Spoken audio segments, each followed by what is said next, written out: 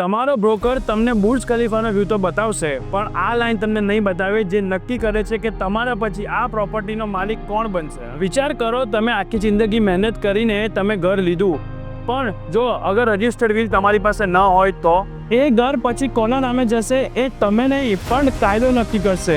દુબઈના શરિયા લો પ્રમાણે તમારી પ્રોપર્ટી તમારા બાળકો, પત્ની અને માતા પિતા વચ્ચે વેચાય છે.